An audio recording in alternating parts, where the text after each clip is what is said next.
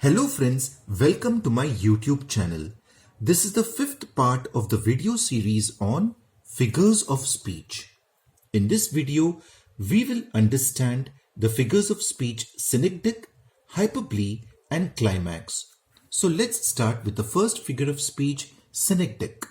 Synecdoche is a figure of speech in which a part stands for the whole or the whole stands for the part.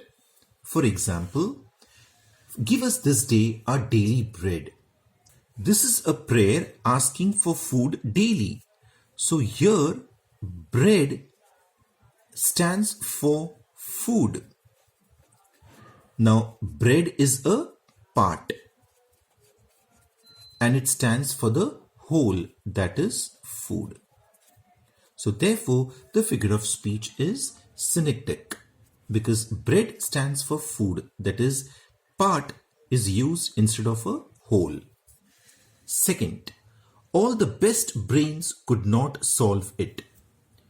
Here, brains actually means intellectuals.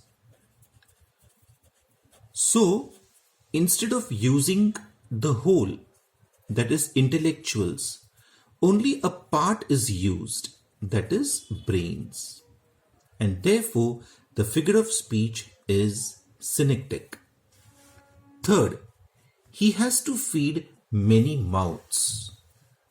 Here, friends, mouths stands for persons or people. And mouths is a part. It stands for the whole, that is people. So again, the figure of speech is synecdoche. Friends, have you noticed?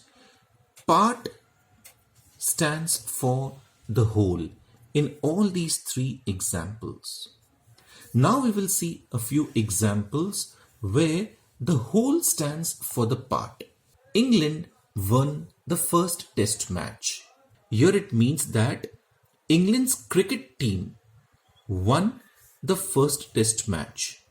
But instead of saying England's cricket team, the entire country of India is used.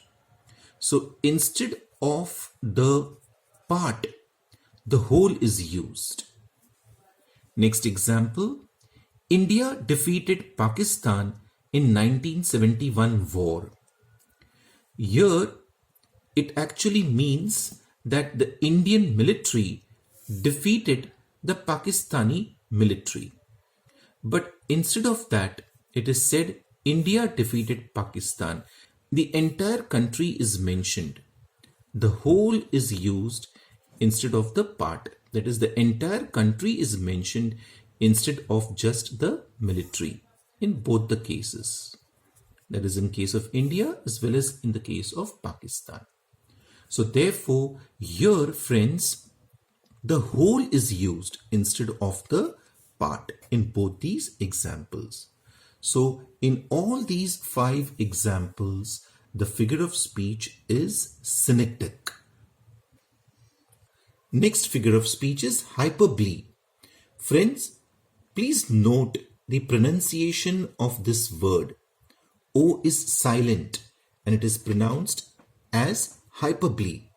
Hyperbole is a figure of speech when the poet makes an exaggerated statement or an overstatement. For example, he is running faster than the wind. Now this is an exaggeration. Next, there are a million other things to do. So instead of just saying, I have a lot of other things to do, here it is mentioned a million other things. So again, this is an exaggeration. Next, this bag weighs a ton. Now again, this is an exaggeration. Instead of just saying that this bag is very heavy, it is said that the bag weighs a ton. So in all these three cases, an exaggeration is made, and therefore, friends, the figure of speech is hyperbole. Next, climax. Climax is a figure of speech wherein words or ideas are arranged in increasing order of importance. Friends, Remember, a minimum of 3 ideas or words are required. For example, I laugh, sing, dance for joy. Look at these 3 words: laugh, sing, and dance. Ideas are arranged in increasing order of importance. First it is laughing, then singing, and then dancing. Next, simple, erect, sublime. Again, 3 different ideas, and those ideas are expressed in the ascending order, increasing order of importance. Now friends, it's activity time. Let's do an activity in order to understand these figures of speech. Name and explain the figures of speech. First, this is the worst day of my life. Obviously, friends, this is an exaggeration and therefore it is an overstatement. The figure of speech is hyperbole. Second, she was buried under a mountain of files.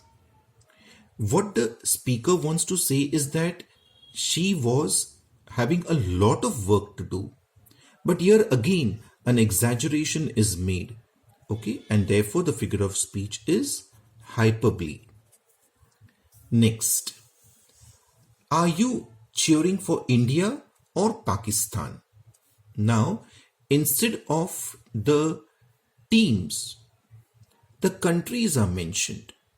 In other words, the whole over here, in case of India and Pakistan, stands for the part, that is the Indian team and the Pakistani team.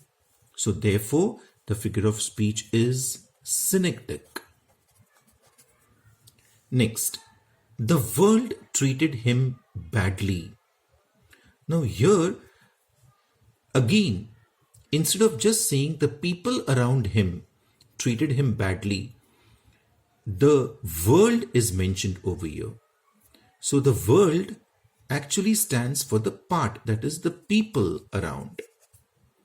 So whole stands for the part. The figure of speech again is Synecdoche. He came, he saw, he conquered. Friends, look at these 3 ideas: came, saw, conquered. All these 3 ideas are arranged in ascending order of importance. Therefore, the figure of speech is climax. Next, let man accept his duties to himself, his family, his country, and his God. Himself, family, country, and God. Ideas are arranged in the increasing order of importance. Therefore, the figure of speech is climax. So friends, this was the video on synecdoche, hyperbole, and climax. Thank you for watching the video. I hope you have learned something from it. Do like, share, and subscribe. Bye.